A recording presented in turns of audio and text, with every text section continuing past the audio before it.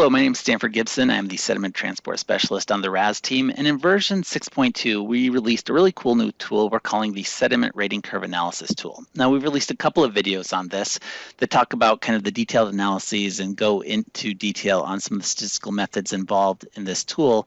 But we completely redesigned the look and feel. Zach Morris is one of the software developers here. Just changed the way this thing looks and feels and works. It's much more user-friendly now.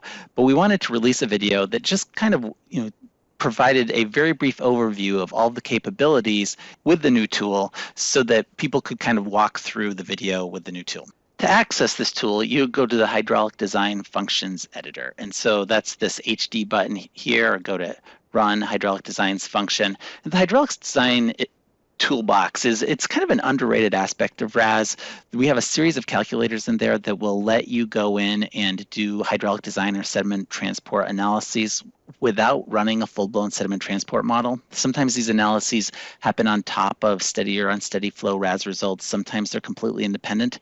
The rating curve calculator is actually completely independent, and each one of these has a type menu, and under the type menu you can choose the different options, and the sediment rating curve calculator is at the bottom. And so that will open up this tool, and the first thing we need to do is get data into it. Now, you can get data into it by copying and pasting. We'll show you that in a little bit. We have another video on that as well. But if you live in the United States, you're going to get these data from the USGS pretty often anyways. And so we've added a tool to just import that directly from the USGS data. And so if you can press this button, or you can go to File, Import, USGS Web Importer, and it'll bring up a tool that lets you choose what state you want to import from, and then you can just type text. You can type in the rating curve ID or anything that will identify these, and it'll bring up all the gauges in that state that have that text in it. And in this case, we're in Nebraska and we type Omaha, so there's actually a lot of them. But the main gauge is the Missouri River at Omaha, and it gives us a little bit of information. It's got over 5,000 water quality samples. It's got 3,800 loads, which is what we're primarily going to look at. Loads or concentrations. That's what CC stands for. And then it also has gradation curves that were measured. Some of these sediment loads, they are not just a single load, but they have grain class information associated with them. And this tool will also help you visualize and analyze that. And so we're just going to choose this, and you'll get some metadata on it, like what different constituents are in here. Right now we just import sediment data, but this tool could be expanded to do other water quality constituents. And so if I press import, it says 1,900 of these data don't actually have flows associated with them. They're just concentrations. And so what we can do at that point is we can go and we can hit another API at the USGS for the daily flow data, and we can import daily flows for the sediment loads that don't have flows associated with them. And so that's generally what I do. I used to do that manually anyways, externally. And so now the tool will go and do that for you. And so if it doesn't have a flow, we'll just go get the daily flow and associate it with it. That's appropriate if daily flows are appropriate, obviously not if it's a flashy system. And so then we ask you a number of questions, and we say, hey, we're bringing these in. Some of these concentrations or loads are associated with instantaneous flows. Some of them are associated with daily flows. Bring them both, please. That is generally what I do. Sometimes these data come in as loads, and sometimes they come in as concentrations, and sometimes they're mixed and matched. And so the question we're asking here is, well, which do you want? You can switch back and forth in the tool very easily, but how do you want us to bring those in? And so if I say load, then it'll ask me, okay, if they're in concentrations, do you want me to convert the concentrations to load? If I choose concentration, it'll say, hey, if they're in loads, do you want me to convert the loads to concentration? Now, there's kind of load people and concentration people. I tend to be a load person, so I want to bring in the loads, and if they're in concentrations, bring them in as loads. Then for the gradation analysis, sometimes there's sieve data and fall velocity data, and sometimes they overlap, and sometimes unhelpfully they overlap and don't have the same answer. And so the question is, if your gradation data overlap, which do you want to take priority? And so those are just some data management questions we have to ask if you're importing these data. and then you bring it in, here it is. And so all of the data come in here. You have the date, time, the flow, and the load. As I said, if you want to convert between load and concentration, you can do that easily by just pushing this button. It'll switch back and forth. So I am going to have it in load. And then we have some information here about how we brought them in and things that will be of interest later. So now you can keep these tabular data up if you're interested in it, or you can collapse the screen so that you don't have to look at it. Or Zach has actually made this modular, so you can actually drag these data over here, and then the tabs down here, controls is basically what we want to look at. So your data are available, but they're kind of buried, so that really all you're looking at are the visualizations. And so these are the Omaha data. We're plotting flow against load. A flow load rating curve is what we'll often use for a upstream boundary condition for either a 1D or a 2D sediment model. And so these are kind of data analyses that you'll do either to build a sediment budget or to parameterize a sediment model. And the first thing that you need to do is you need to fit a power function through these data. And that seems easy enough. We could just do that in Excel, except that power functions in log space are fundamentally biased.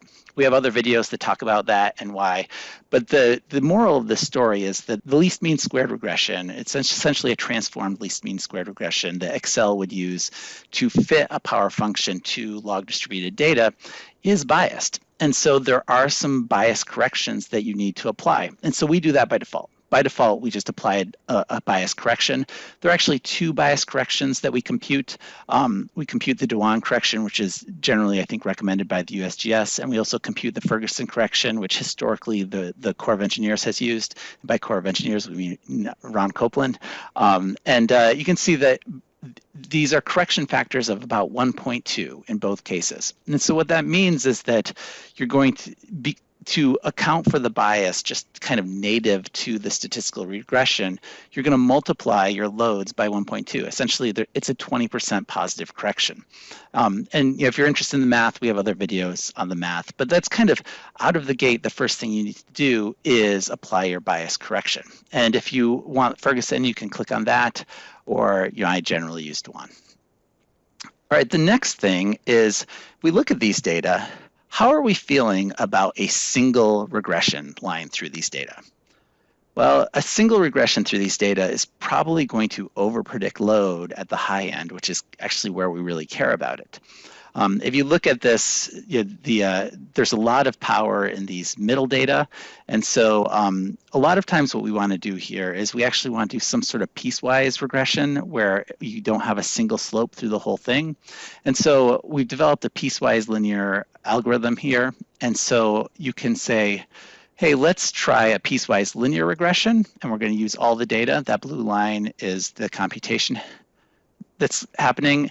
And you can see that we've actually kind of fit two piecewise linear regressions to two different portions of the data that meet in the middle and minimize the total root mean squared error. There's a couple of things you can do here. You could actually fit this to the upper half or the lower half of the data. Sometimes the inflection point, the minimum error inflection point is down in the very low loads that we don't care about.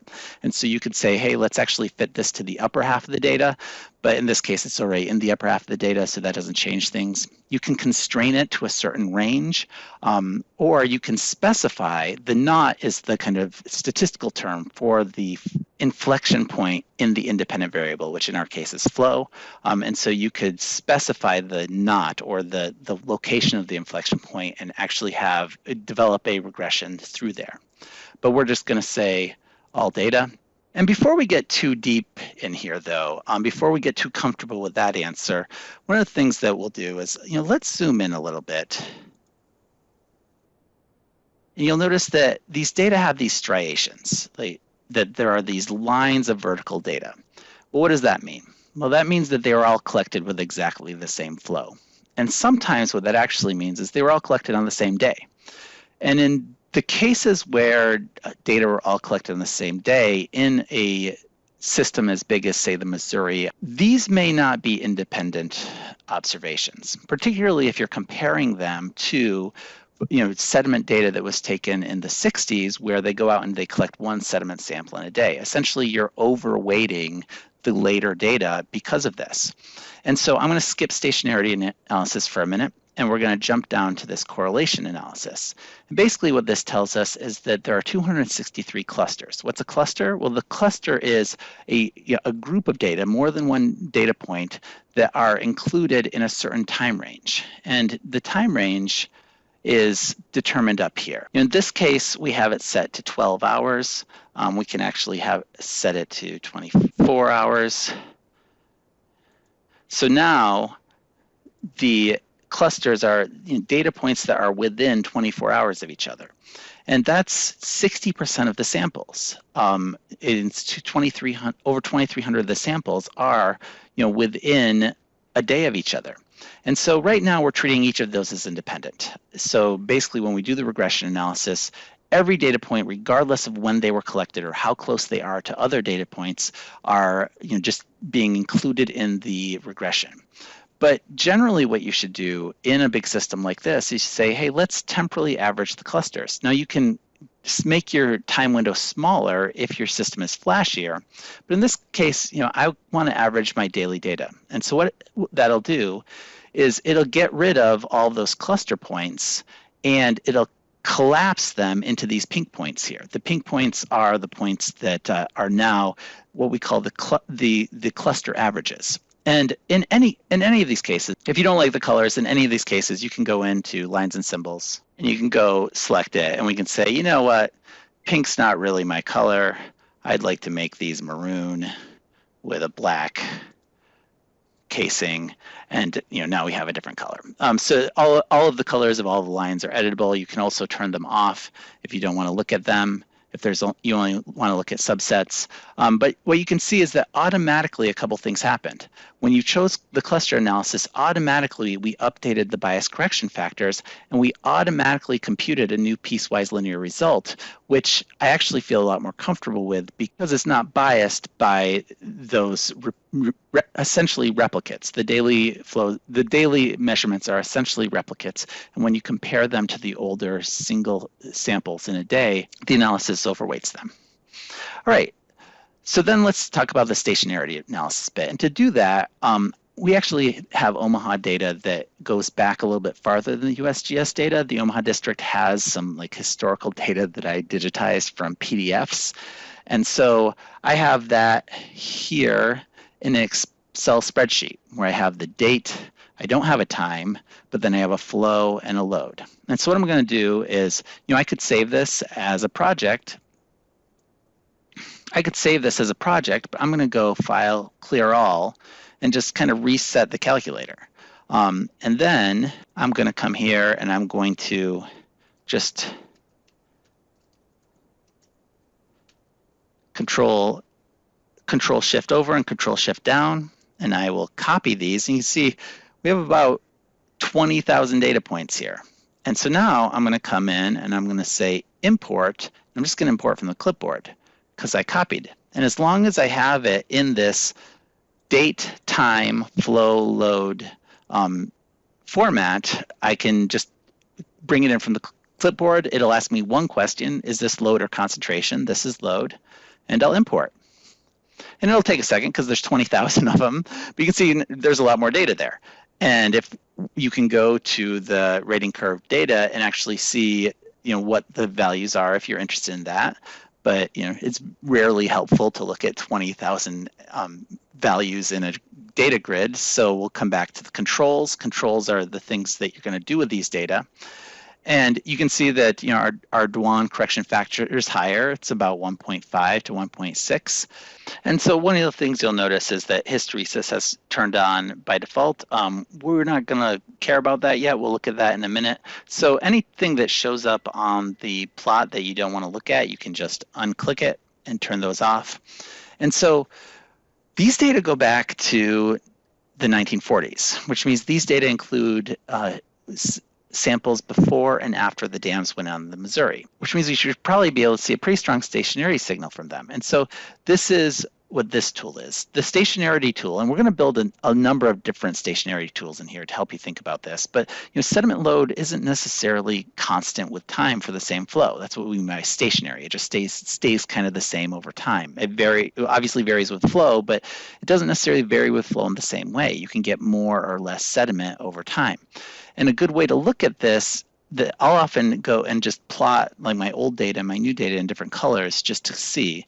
And so we've added this bar that allows you to essentially scroll through the years and kind of define a threshold, and we'll plot the data before and after it in different colors. And here you can see the strong stationarity on that Missouri River data, where the purple are the newer data and the yellow are the older data from before the dams. And you see that strong effect in those data. We also will generate separate rating curves and separate bias corrections for those two rating curves, so that when you want to get the data, when you want to get the rating curve parameters out of the model, you can actually go and get either the historic or the current rating curve based on your stationarity analysis. All right, and then finally, we have hysteresis. And so hysteresis is just a word that comes from electricity and magnetism theory, actually, that means something that takes one path on the way up and another path on the way down. And sediment often has hysteresis because a lot of times the sediment load is higher on the rising limb than it is on the falling limb of the hydrograph. Sometimes it's actually inverted. Sometimes it gets figure eight shape. There are a lot of things that can happen, but this, what we call clockwise hysteresis, where the sediment load is higher on the rising limb and lower on the falling limb, is the most common. And the Omaha data has a lot of examples of that. We've set this up so you can kind of walk through the years with a scroll bar. And you can kind of see the general trend of clockwise hysteresis. Some years it's stronger than others, but the year that's the most obvious is the 2011 flood. And so if we jump to 2011, in the 2011 flood, the river essentially ran out of sediment.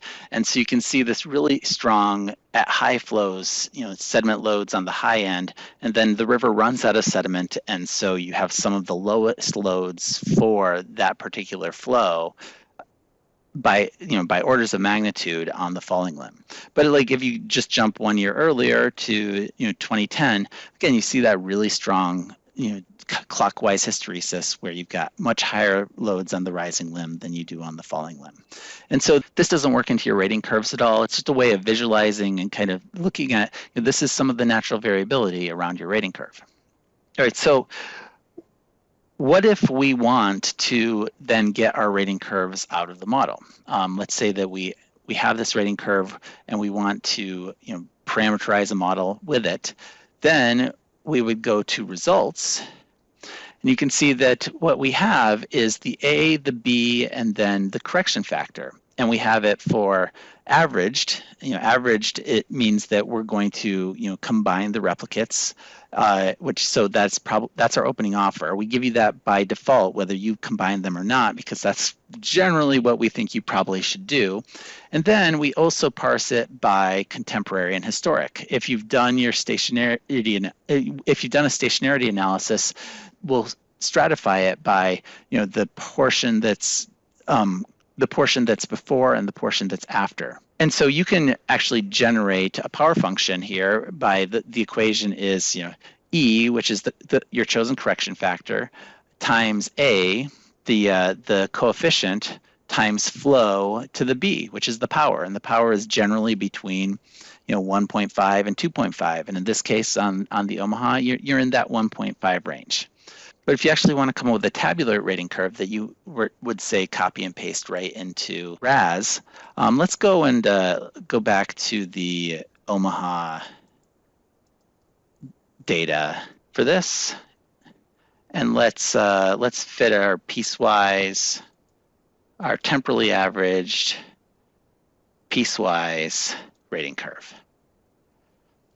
And now we don't have a clean power function where it's just sediment equals the correction factor times the coefficient flow to the power. Now it's a little bit more complex. And so in order to get this rating curve, we're going to want to put in flows. And so we can put in kind of a low flow, let's say a low flow of about 10,000, which on a lot of systems, maybe that's not a low flow, but we're on the Missouri.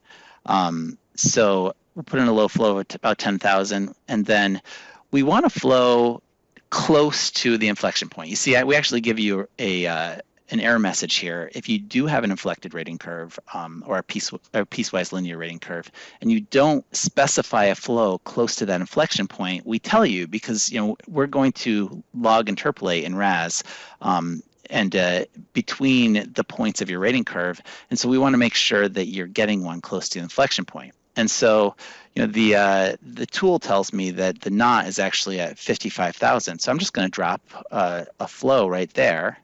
And you can see that the tool will go in and compute the biased load, but we don't want that. We want the unbiased load associated with the piecewise linear. And so this is just for the green line.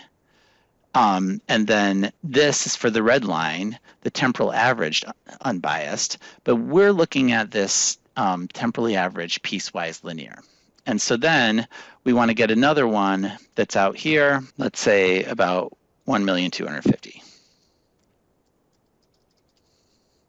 And so now we have flows and loads that we could use to put directly into RAS as a rating curve. Okay, so the one thing that you want to do with these data is you want to develop a rating curve from the flow load data. But then there's another step you need. If you're trying to develop a rating curve for a sediment transport model in RAS, you also need the gradation data for each of these loads. And so we also have a flux gradation tab. Omaha has a lot of data for this, but there isn't really a trend. The way that this works is that the higher flows are darker and the lower flows are lighter, and then we plot the flow versus the D85.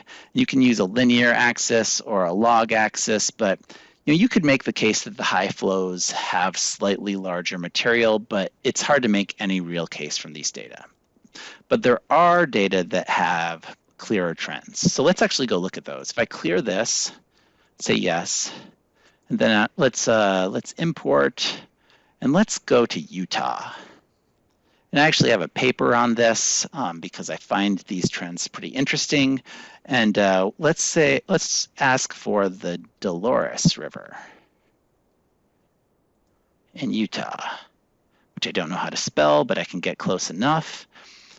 And it takes a little while to load these because we actually have to download the data in order to parameterize them.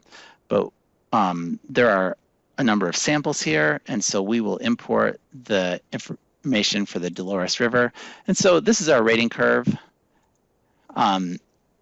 But what's interesting about the Dolores is the actual gradations associated with those loads. If you download kind of the USGS data just in its tabular format, you have flows and loads and concentrations, and sometimes some of the concentrations will also have gradations, sieve data or laser data or fall velocity data that gives you these particle size percent finer plots. And so these are just standard geotechnical plots that will break down the gradation of sediment or soil. But in this case, like I said, the dark colors are the higher flows and the light colors are the lower flows. And you can just visualize a trend here in the Dolores data. As flows increase, the sediment gets coarser, the suspended sediment gets coarser. And then over here, we're plotting the D85 versus the flow in log space, and you can just see we have a trend. As flow increases, these loads get coarser. But the thing that I wrote the paper about, because the thing I find so interesting about this is that sometimes it's like the Omaha, sometimes there's no real trend or no discernible trend. Sometimes it's like the Dolores, and that as flow increases, the gradation gets coarser. But if we kind of clear this and go to the Eel River, which is in Northern California, I can press a C to jump to that, and we'll go to the Eel. And there are actually a lot of things in California that have EEL in it, not just the Eel. So what I'll do is I'll give it some time to download, and then I will sort by load and concentration to get the things I want near the top. And so this there's a number of Eel River sites that have these data, but the one that I think is most interesting is the Eel River at Scotia.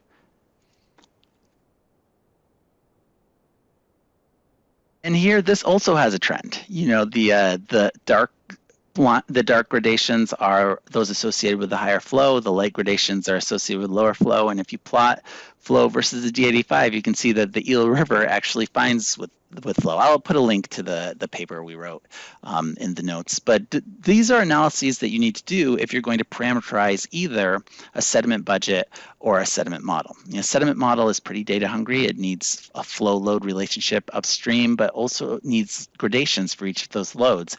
And so these are the kinds of analyses that I just used to do in Excel for every model I've ever done. And so does everyone else. And so we made a tool to kind of help walk through these best practices, to help kind of guide new users through best practices. And for those of us who do this all the time, maybe save some time and help us save us from our own Excel errors so that we have a more standard way to do this. We're working on this. We got a lot more cool stuff coming. And so if you've got suggestions, let us know. This tool was funded by the Mississippi River Geomorphology and Potamology Program, and this video was funded by the HHNC Science and Technology Program, or HHNC SET. My name is Stanford Gibson. I'm the Sediment Transport Specialist on the RAS team, and the interface was developed by Zach Morris.